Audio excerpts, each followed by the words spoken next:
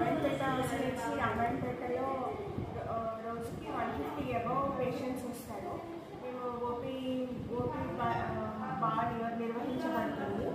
Ward patients in patients 15 members వరకు ఉంటారు. మరి వాళ్ళకి ఫుడ్ కూడా మేమే సప్లై చేస్తాము. వాళ్ళకి సెలైన్స్ పెడతాము, ఫుడ్ సప్లై చేస్తాము.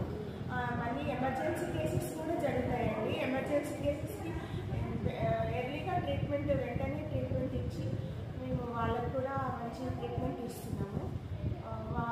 మా ఆసుపత్రి మంచిగా నిర్వహించబడుతుంది. మేడం, ఇది టోటల్లీ ఎంతమంది వస్తారు పేషెంట్స్ మన దగ్గర?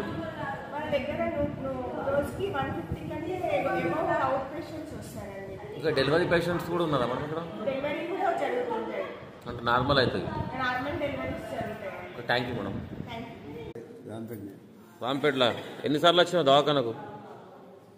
మొన్న వచ్చినాయి. మంచిగా చూస్తుందా డాక్టర్లు అయితే? అన్ని టెస్టులు ఫ్రీ ఉన్నాయా? చేయించుకున్నా టెస్టులు అన్నీ, రక్త పరీక్షలు అవన్నీ? ఎక్కడ మీరు రాంపేటలో? బీసీ కాలనీలో. సరే, ఏం పేరు? ఏం ప్రాబ్లం అమ్మా?